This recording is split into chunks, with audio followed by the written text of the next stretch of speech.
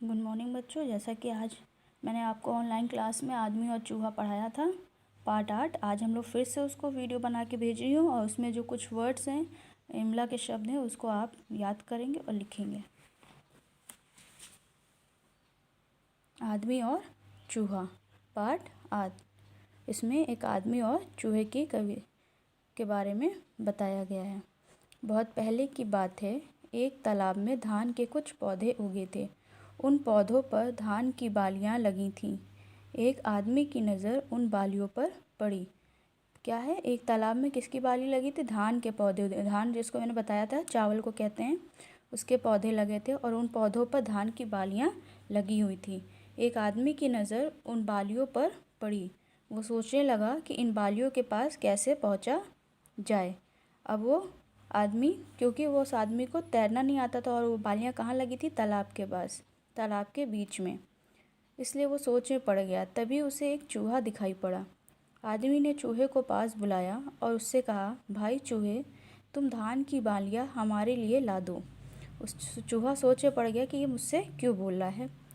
उसने कहा, तुम मुझे ला दो तो हम धान से चावल बनाएंगे और आधा चावल तुम्हें दे देंगे। चूहे को आदमी ने कैसे मनाया कि चावल का आधा हिस्सा तुम्हें भी दे देंगे, तो चूहा मान गया। वो तालाब के अंदर गया और धान की बालियां दांतों से कुतरकर काटने लगा। फिर उन्हें तालाब के किनारे ले आया। बार बार ऐसा करके वो धान की सारी बालियां ले आया, कुतरकर, जैसे मैंने बताया, चबाकर। आदमी ने उन बालियों से धान के दाने अलग किए और घर ले जाकर उनसे चावल निकाले। जो बालियां होती है उसको पीट कर चावल अलग किया जाता है। उससे चावल के ढेर को 2 बराबर भागों में बांटा और चूहे से अपने हिस्से का चावल ले जाने को कहा।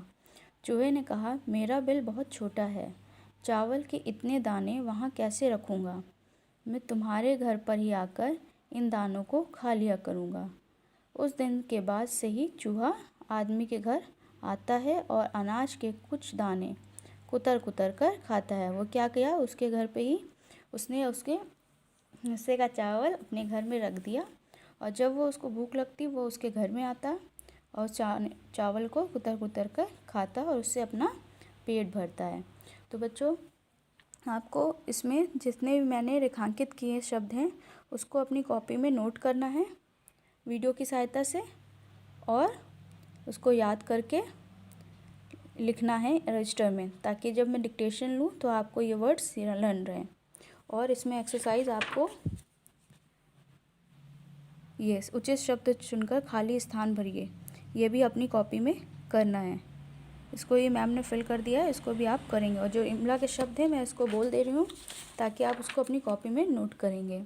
पहला है तालाब, धान, पौधे, बालियाँ,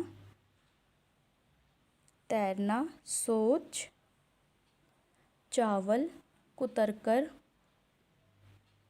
हिस्से, बिल। ये सारे शब्द आप अपनी कॉपी में नोट करेंगे। ओके बच्चों, बाय बाय।